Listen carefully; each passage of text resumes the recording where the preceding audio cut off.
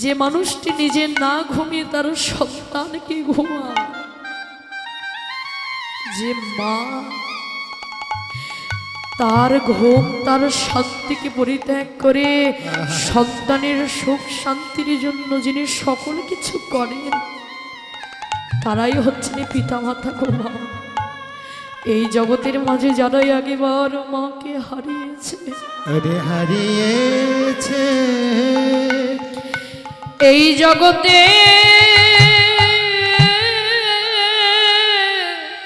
আরে জগতে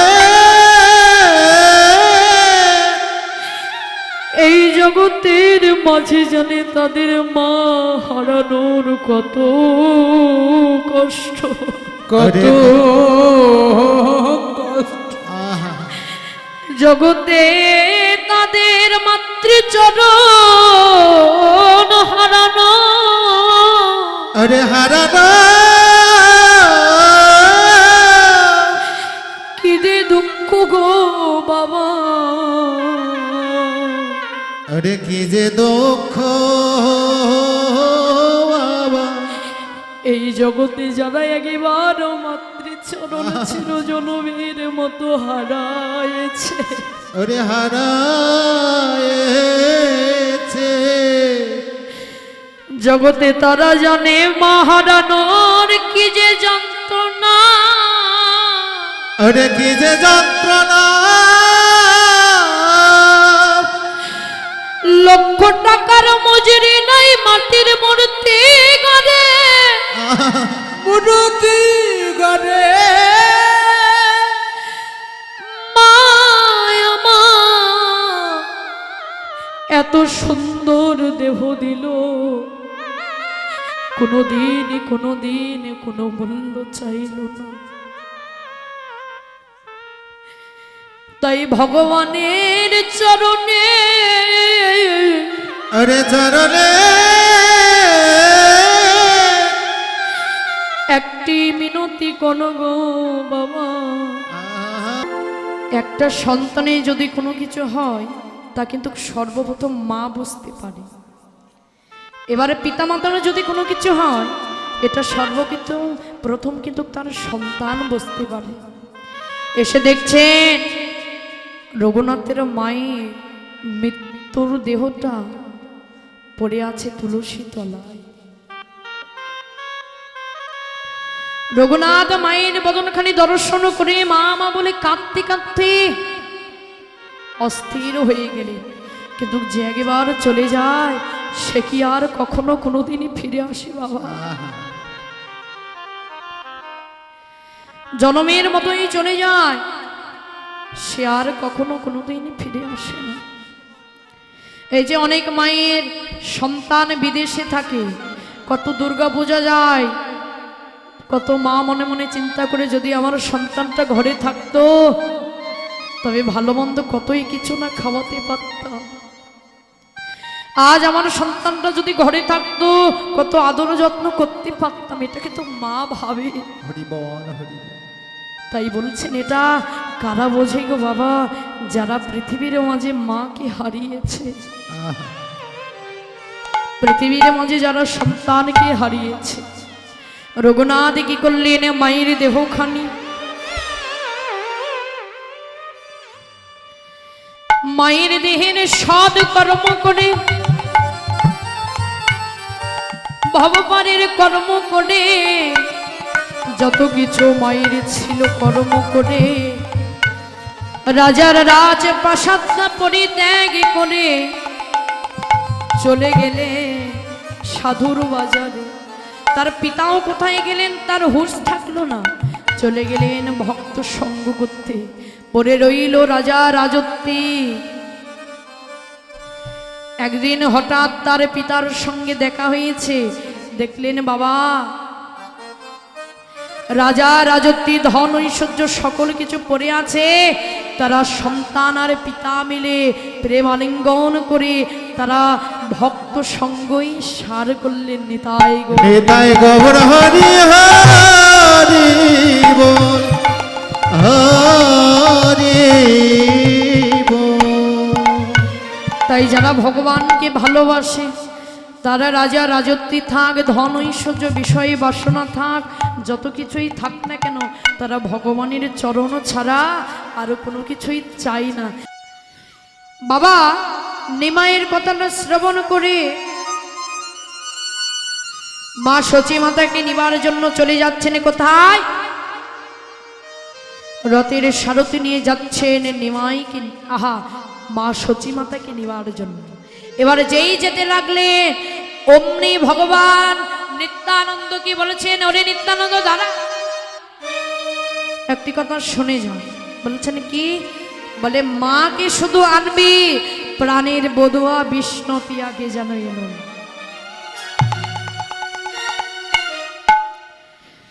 চলে গেলে জিয়ে দেখছেন মা নিমাইয়ের জন্য পথ চেয়ে বসে আছে। নিমাইয়ের জন্য যেই পথ চেয়ে বসে আছে, অমনি গিয়ে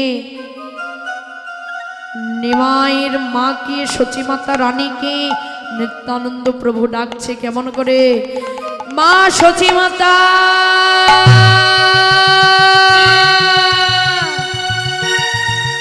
মা সচীমাতা তুমি কোথায়? আরে সচী মাতা, নিমাই এসেছে, ওই যে আমার নিমাই এসেছে, ওই কত সুন্দর মা মা বলে ডাক। এই যেমন মনে হয় নিমাই এসেছে। দৌড়ে এসে বাইরে দেখছেন নিত্যানন্দ।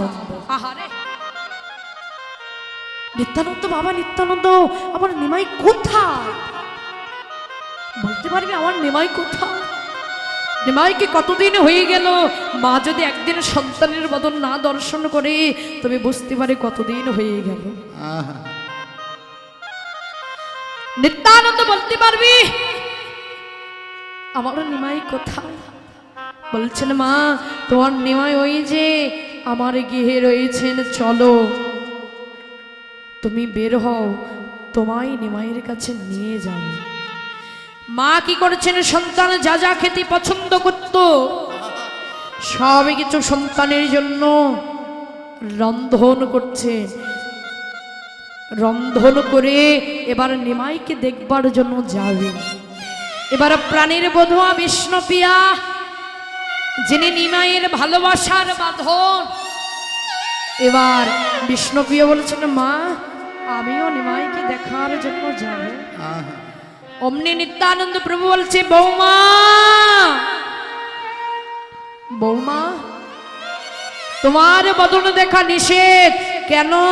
বলেছেন যদি তোমার বদনটা দর্শন করে তবে নিমাইয়ের সন্ন্যাস ধর্ম আর থাকবে।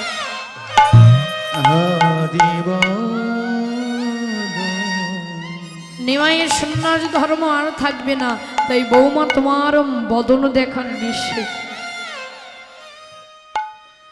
মনে মনে চিন্তা করলেন। বিষ্ণুপ্রিয়া ঘরের কোনায় অমনি দৌড়ে গিয়ে কাঁদছে, দয়াময় যার ভালোবাসার মানুষকে দেখবার জন্য হাজার হাজার মানুষ যাচ্ছে ছুটে, কিন্তু যাকে আমি এত বেশি ভালোবাসি তার বদন দেখবার ভাগ্যটুকু আমারও হলো না। আমি তোমার চরণে কি এমন পাপ করেছিলাম প্রভু?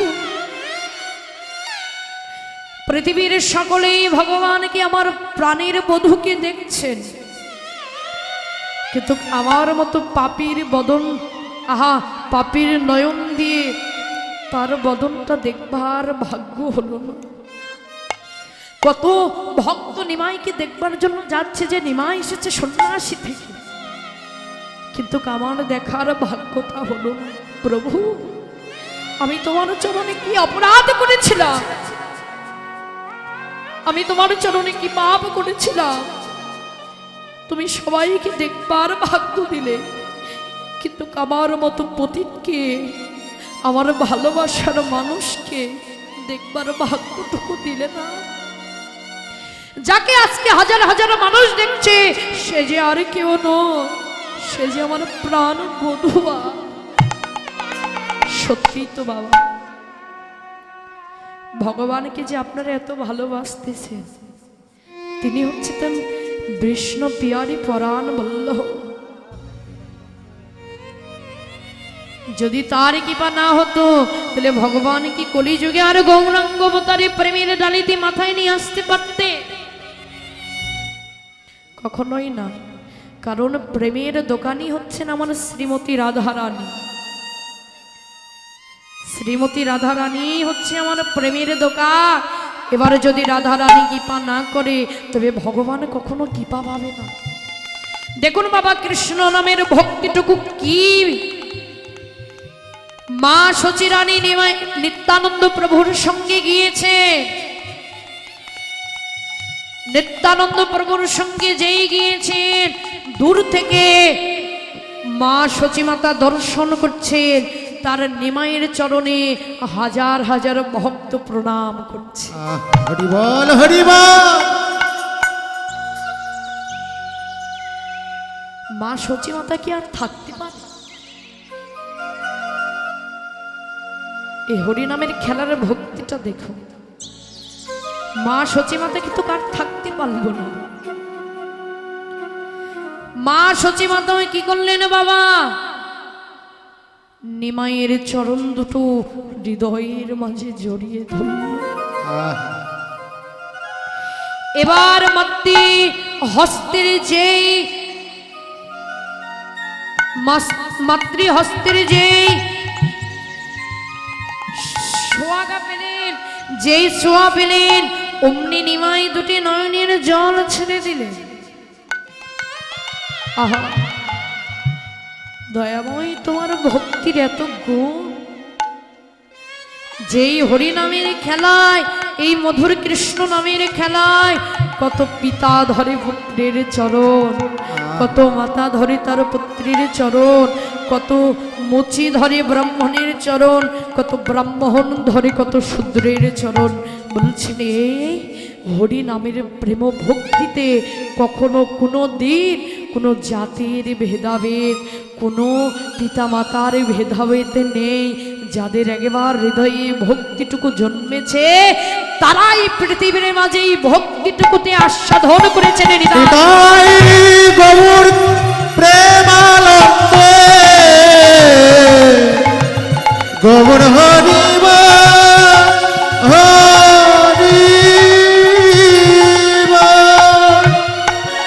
মায়ের ভক্তি দেখে আর থাকতে পারলেন না দূরে। মায়ের ভক্তি দেখে আর থাকতে পারলেন না। এই জন্য বলছে এই কৃষ্ণ প্রেম ভক্তিটা এমন একটি ভক্তিমা, যারা একবার নিজের হৃদয় একবার স্মরণ করতে পেরেছে, এই জগতের মাঝে তারা একমাত্র বোঝে কৃষ্ণ ভক্তিটুকুটা কি বস্তু। মহাজন পদকই পদ কি রচনা করছে। দিন অবসান দেখে গৃহেতে চলিলা, আরে গৃহেতে চলিলা, জননীর চরণে আসি প্রভু প্রণাম করিয়া, সন্ধ্যা সময় কালে ভগবান আমার মায়ের শ্রীপাদ পদ্ম দর্শন করে, মায়ের আতুল চরণ দর্শন করে, আরে দর্শন করে মায়ের চরণে নিমাই প্রণাম করছে। যেই নিমাই প্রণাম করছেন অঙ্গে দেখছেন ধুলো লেগে রয়েছে। অমনি নিত্যানন্দকে দেখে বলেন, ওরে নিত্যানন্দ, তোদের মনে দয়া নেই? যে খেলায় আমার নিমাইয়ের অঙ্গে ধুলো মাটি লাগে ওই খেলা তোরা কখনো খেলিস না বাবা। অমনি নিত্যানন্দ বলছেন, মা তোমার নিমাইয়ের অঙ্গে আমরা ধুলা দেইনি মা, তোমার নিমাইয়ের অঙ্গে আমরা ধুলো দেই না। তাহলে নিমাইয়ের অঙ্গে ধুলো লাগলো কেমন করে?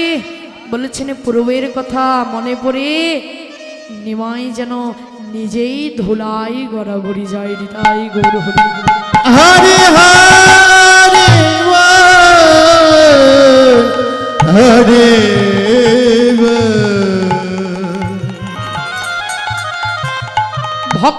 চরণ তলে নিমাই ধুলাই গড়াগড়ি যাচ্ছে কেন? একমাত্র ভক্তের ভক্তি দেখি। কেন? ভগবান বলছেন যে ভক্তই আমার হয় আমি তারও হই।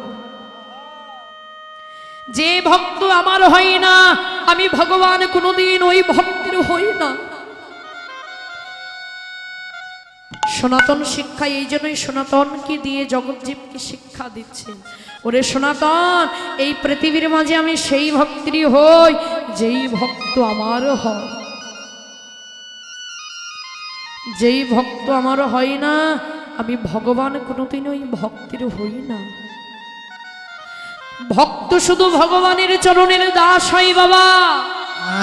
কিন্তু ভক্ত যদি একবার ভগবানকে ডাকার মতো ভালোবেসে ডাকতে পারে,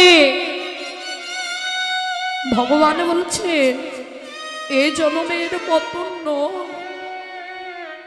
প্রতি জন্মের মতো আমি ভক্ত চরণের দাসের অনুদাস হয়ে যাই। যদি কোনো ভক্ত আমায় একবার ভালোবাসার মতো ভালোবাসতে পারে, আমি ওই ভক্ত চরণের দাসের অনুদাস হয়ে যাই। এই জন্য বলছে ভক্তগণ, এত রূপের গৌরব না করে, এত বিষয়ের গৌরব না করে যদি পরে একবার ভক্ত চরণের দাস হও। কেন মা? আজকে যে রূপের আমরা গৌরব করছি, যে ধনের গৌরব করছি, এটা আমাদের স্থানীয় কারো নয়। কারণ অর্থ মানে হচ্ছে, ধন মানে হচ্ছে লক্ষ্মী, লক্ষ্মী মানে হচ্ছে না চঞ্চল। এ ধন ঐশ্বর্য কারো ঘরে বেশি দিন থাকে না। এই যে রূপ যৌবনকালে এত সুন্দর দেখছো, বৃদ্ধকালে এত সুন্দর থাকবে না। কিন্তু যে তোমার আচার আচরণ, তোমার যে ভক্তি দিয়ে ভগবানকে ডাকবে, এই ভক্তিটুকুই আচার ব্যবহার তোমার আজীবন রয়ে যাবে। এই জন্য রূপের গৌরব, বিষয়ের গৌরব বাদ দিয়ে যদি পারো সকাল সকাল গুরুচরণ আশ্রয় করে একবার তোমরা ভগবানকে ডাকো। কেন? বলেছে আশ্রয় করিয়া ভজে, আশ্রয় করিয়া ভজে, তারি কৃষ্ণ নাহি তেজে, তারে কৃষ্ণ নাহি তেজে, আর জীব মরে অকারণে। ওরে মরে অকারণ, আর জীব মরে অকারণ। বলেছেন এই রূপ আর রূপ থাকবে না, এই যৌবন থাকবে না। যারা একবার রূপের গৌরব করতে গিয়ে, রূপের চর্চা করতে গিয়ে যারা আমার ভগবানকে ভুলে গিয়েছ মা, ভগবান বলছেন ওই রূপে একদিন তোমার পোকা লাগিয়ে দেবে, ওই রূপ থাকবে না। কেন? কেন বাবা?